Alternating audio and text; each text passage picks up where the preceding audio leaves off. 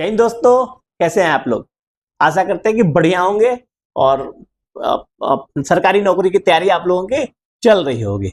मैं जो है अभी यूनिफॉर्म जो सिपाही के लिए जो वर्दी के लिए जो तैयारी करते हैं उनके लिए, जैसे अभी उत्तर प्रदेश पुलिस का भर्ती हुआ, आरपीएफ का वैकेंसी का भी फॉर्म भराया है, उसी तरह भी क्या है अभी एसएससी निकाली है जो सीएपीएफ है, जो अपने parliamentary force, CRPF, BSF, ITBP है ना, उसमें सीएपीएफ का वैकेंसी निकला है। 39,481 वैकेंसी निकला है।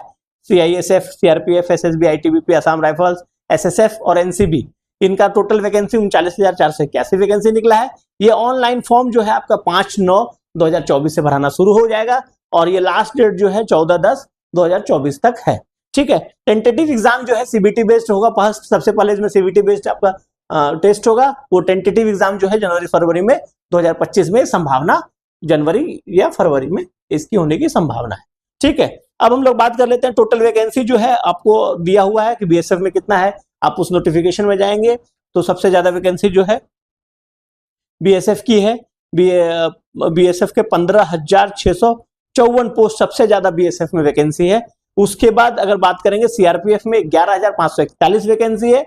उसके बाद फिर सीआईएसएफ में 7,145 वैकेंसी है और फिर उसके बाद असम राइफल्स में 1,248 वैकेंसी है और फिर एसएसबी में 819 और एसएसएफ में 35 और एनसीबी में 22 वैकेंसी टोटल है। टोटल मिला के 39,481 वैकेंसी का नोटिफिकेशन निकला है। ठीक है। अब हम बात कर लेते हैं कि आप इसमें जो है एज को जो लिमिट है, एज लिमिट 18 से 23, कोई भी फोर्स में सिपाही के लिए भी जो है एज का लिमिट 18 से 23 है। आपका जो डेट ऑफ बर्थ होना चाहिए वो नॉट बिफोर 2/1/2002 से पहले का नहीं होना चाहिए, 2/1/2002 से पहले का नहीं होना चाहिए और ना ही 1/1/2007 के बाद होना चाहिए।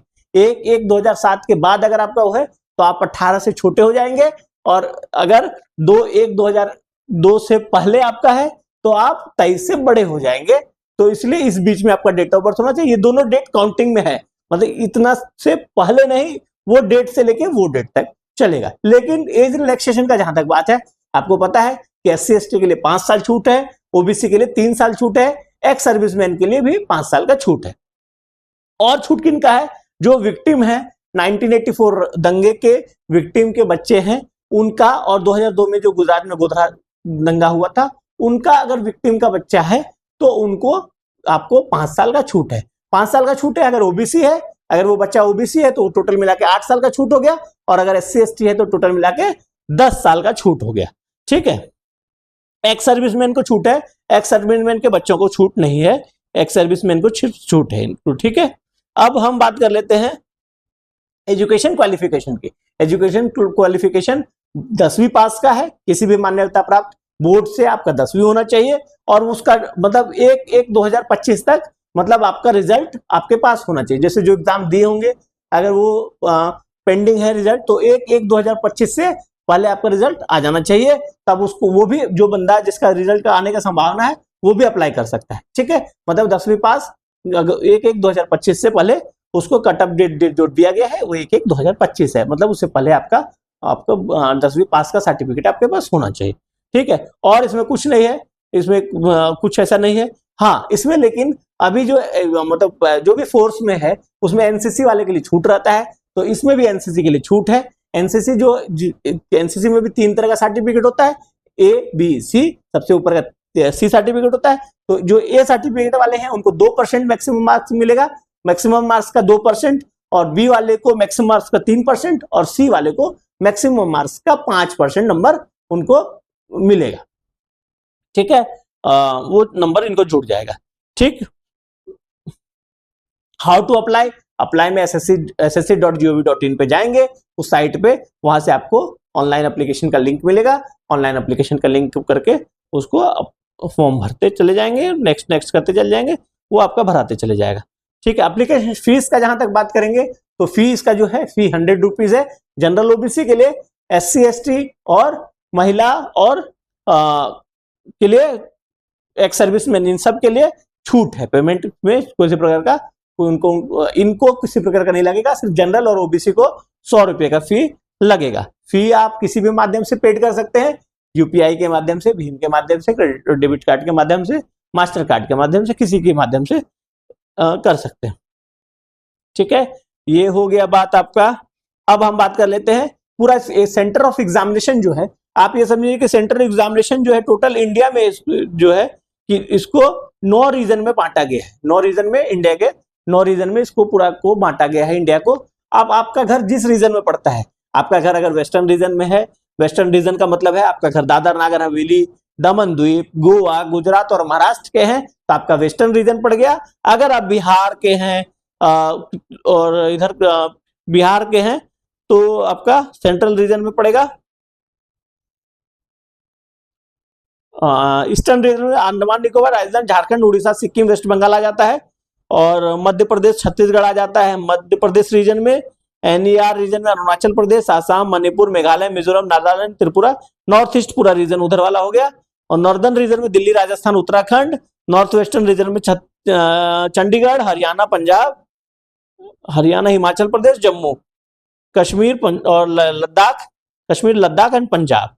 ठीक है, ये हो गया आपका 9 रीजन में। अब जिस हर रीजन में लगभग जो है वो 5-7 से एग्जामिनेशन सेंटर है, उसमें आप किसी भी एग्जामिनेशन सेंटर में आप उस एग्जामिनेशन सेंटर कोड डालेंगे प्रेफरेंस के हिसाब से। अगर जैसे एक एग्जामिनेशन सेंटर में अगर 500 वैकेंसी है और कोई 510 आदमी उसमें अप्लाई कर दिया तो 500 को मिलेगा, 10 को फिर दूसरा एग्जामिनेशन सेंटर में भेजा जा सकता है। लेकिन फर्स्ट प्रेफरेंस में जो दिया जाता है उसमें अगर वहां कैंडिडेट का नंबर ऑफ कैंडिडेट अगर जितना सी वहां पर एग्जाम का क्षमता है और उतना अगर कैंडिडेट अप्लाई किए हैं उस सेंटर में तो वहां पर ही उतने को पूरे को वहां पर एग्जाम दिलाया जाएगा। और संभावना रहता है कि जिसमें आप भरते हैं जिस सेंटर में लगभग उस सेंटर में आपका एग्जाम होता है। लेकिन वो बात हो गया। अब बात कर लेते हैं कि सीबीटी हमारा, पहले हाइट का बात कर लेते हैं। हाइट जो है जनरल ओबीसी के लिए हाइट है आपका जनरल ओबीसी 170 सेंटीमीटर और 170 सेंटीमीटर और अपना SC ST एक जनरल ओबीसी का मेल का 170 सेंटीमीटर, फीमेल के लिए 157 सेंटीमीटर का लगेगा। लेकिन अगर आप SC ST हैं, शेड्यूल ट्राइब के हैं, शेड्यूल कास्ट नहीं, शेड्यूल ट्राइब के हैं, शेड्यूल ट्राइब का मेल का 162.5 सेंटीमीटर और फीमेल के लिए 150 सेंटीमीटर है। अगर आप नॉर्थ ईस्ट रीजन मतलब आसाम, मेघालय, मणिपुर उधर के हैं तो उसमें और कम आपका हाइट का छूट है, उसमें हाइट 157 मेल के लिए और फीमेल के लिए 147.5 सेंटीमीटर का है। इसी तरह से अलग अलग है। अगर आप माओवादी लेफ्ट विंग जो है माओवादी प्रभावित डिस्ट्रिक्ट के हैं तो वहां भी ट्राइबल्स के लिए छूट है, वहां भी उनके लिए जो नॉर्मल ट्राइबल के लिए 162.5 सेंटीमीटर था। लेकिन माओवादी प्रभावित क्षेत्र जिले हैं जहां जो जैसे बस्तर हो गया, दंतेवाड़ा हो गया, कांकेर हो गया छत्तीसगढ़ में, है ना, वो आपको एक सरकार के द्वारा घोषित किया गया है कि कौन कौन माओवादी प्रभावित क्षेत्र जिले हैं। तो अगर उस जिले से बिलोंग करता है कि शेड्यूल ट्राइब तो उसको और छूट है। 162.5 तो नॉर्मल है, अगर आप उस प्रभावित जिले से हैं तो आपको 160 सेंटीमीटर में ही आपका मतलब आपके लिए हाइट का 160 सेंटीमीटर ही मान्य है। ठीक है, अलग अलग रीजन के लिए अलग अलग हाइट है। अब बात कर लेते हैं चेस्ट का। चेस्ट जो है वो आपका मतलब बिना फुलाए 80 सेंटीमीटर और फुला के 85 सेंटीमीटर होना है, मतलब 5 सेंटीमीटर आपका छाती सांस भरने के बाद फूलना चाहिए। ठीक है, एक्सपेंडेड होना चाहिए 5 सेंटीमीटर, मिनिमम 5 सेंटीमीटर एक्सपेंडेड होना चाहिए। शेड्यूल ट्राइब के लिए भी 80 सेंटीमीटर जनरल ओबीसी के लिए हो गया और सीना जो है शेड्यूल ट्राइब के लिए 76 सेंटीमीटर। एक्सपेंशन जो है वो 5 सेंटीमीटर सबके लिए कॉमन है, एक्सपेंशन 5 सेंटीमीटर सबके लिए बराबर है। ठीक है, तो इसी तरह से अलग अलग है सबके लिए। अब बात कर लेते हैं सीबीटी एग्जाम होगा, कंप्यूटर बेस्ड टेस्ट। ये जो कंप्यूटर बेस्ड टेस्ट होगा, पहले सीबीटी होगा। सीबीटी में क्या क्या पूछा जाएगा, तो आपका पूछा जाएगा जनरल इंटेलिजेंस के 20 सवाल 40 नंबर का, जनरल नॉलेज से जनरल अवेयरनेस से 20 सवाल 40 नंबर का, और मैथ्स का 20 सवाल 40 नंबर का, इंग्लिश या हिंदी 20 सवाल 40 नंबर का। टोटल 160 नंबर का क्वेश्चन होगा। आपको टाइम दिया जाएगा, 1 घंटे का ड्यूरेशन रहेगा। ठीक है, जो इसमें जो कैंडिडेट सेलेक्ट होंगे उनका फिर फिजिकल होगा, फिजिकल इवेंट होगा, फिजिकल होगा। फिजिकल में क्या होगा, मेल के लिए 5 किलोमीटर 24 मिनट में दौड़ना है और फीमेल को 1600 मीटर 8.5 मिनट में दौड़ना है।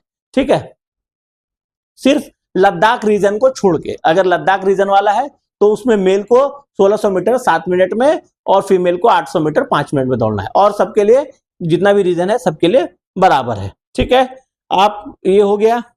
अब हम बात कर लेते हैं और क्या बच गया, मेडिकल एग्जामिनेशन। आफ्टर जब आपका फिजिकल हो जाएगा फिर मेडिकल एग्जाम होगा। मेडिकल एग्जामिनेशन का जो भी क्राइटेरिया है वो डिस्ट्रिक्ट मेडिकल ऑफिसर आपका लेगा। वो मतलब अलग अलग बीएसएफ में किसी का मेडिकल होगा, किसी का सीआईएसएफ में होगा, जहाँ भी होगा वहाँ पर होगा आपका मेडिकल के। मेडिकल पे मैंने वीडियो बनाया है ना, मेडिकल मतलब आरपीएफ के लिए वीडियो बनाया था मेडिकल के लिए, मतलब उससे थोड़ा सा ये इसका मेडिकल, उसमें मेडिकल बी कैटेगरी का था ना, इसमें मेडिकल थोड़ा ए कैटेगरी का है, मतलब मेडिकल का स्टैंडर्ड टफ है। तो वो होगा आफ्टर एग्जामिनेशन ऑफ एडमिशन हो जाएगा। मेडिकल होने के बाद फाइनली आपका मेरिट बनेगा और सिलेक्शन होगा, फिर आपको बुलाया जाएगा। कैंडिडेट का स्कोरिंग जो है आपका विदाउट एनसीसी, मतलब जो पासिंग मार्क्स है, पासिंग मार्क्स जो है विदाउट एनसीसी के मार्क्स जोड़े हुए, जनरल का 30% नंबर मिनिमम पासिंग मार्क्स है, और ओबीसी ईडब्ल्यूएस इकोनॉमिकली जो वीकर सेक्शन वाले जो हैं तो उनके लिए 25% और अदर कंट्री के कैटेगरी के लिए 20% है। मतलब जनरल के लिए 30% मिनिमम क्वालिफिकेशन मार्क्स है, ओबीसी के लिए और ओबीसी और ईडब्ल्यूएस के लिए 25%, और जितना और कैटेगरी है, वुमेन है, एक्स सर्विसमैन है, शेड्यूल कास्ट है, शेड्यूल ट्राइब है, उनको मिनिमम 20% मार्क्स क्वालिफिकेशन के लिए लाना पड़ेगा। 20% से कम है तो आपका मेरिट ही नहीं बनेगा। 20 के ऊपर वाले को फिर मेरिट बनेगा, फिर फाइनल सिलेक्शन होगा। ठीक है, अपना मतलब आप जो है ना जब फॉर्म भरेंगे तो आपको मतलब उसमें चुनना है कि किस ऑर्डर में आप, मतलब जैसे एसएससी जो ग्रेजुएट लेवल का होता है उसमें जैसे चुनते हैं, यूपीएससी में भी चुनते हैं कि भाई आप आईएएस बनना चाहते हैं फर्स्ट प्रेफरेंस में, फिर सेकंड में आईपीएस, फिर आईएफएस, इस तरह से आपको प्रेफरेंस चुनते हैं उसमें। उसी तरह से इसमें भी आपको प्रेफरेंस चुनना है कि पहले आप किस में जाना चाहते हैं, बीएसएफ में, सीआईएसएफ में, सीआरपीएफ में, एसएसबी में, आईटीबीपी में, आसाम राइफल्स में। तो उसमें आप ध्यान रखिए कि आपको जिस फोर्स में जाने का वो हो उसमें प्रेफरेंस को उस हिसाब से देंगे। ठीक है, सीआईएसएफ में देंगे जैसे जो अच्छे लड़के हैं, जो क्योंकि मेरिट जो बनता है उसमें सबसे ऊपर जो मेरिट वाले रहते हैं उनको सीआईएसएफ मिलता है, तो जो अच्छे लड़के हैं वो सीआईएसएफ में जाते हैं। फिर जैसे चॉइस का हिसाब है, किसी को सीआरपीएफ पसंद है, किसी को बीएसएफ पसंद है, तो जिसका जो पसंद है उस हिसाब से अपना चॉइस आप लोग भर के फॉर्म भरते समय भरेंगे। ठीक है,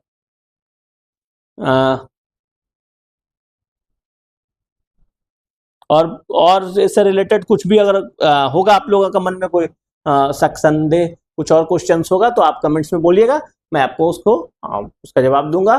ठीक है, और वीडियो अच्छा लगेगा। और मैं ये भी बता रहा हूँ कि आप मतलब मैं इस चैनल के माध्यम से जो भी इस एसएससी जीडी का तैयारी का जो भी चलेगा, चाहे जीके हो, मैथ्स रीजनिंग हो, उसके लिए मैं आपको गाइड करते रहूंगा। इसलिए इस चैनल को फॉलो कर लेंगे तो मैं आपको समय समय पर आपको तैयारी से रिलेटेड भी और फिजिकल रिलेटेड भी मैं आपको इसमें गाइड करते रहूंगा। इसलिए इस चैनल को सब्सक्राइब कीजिए और लाइक कीजिए। Thank you.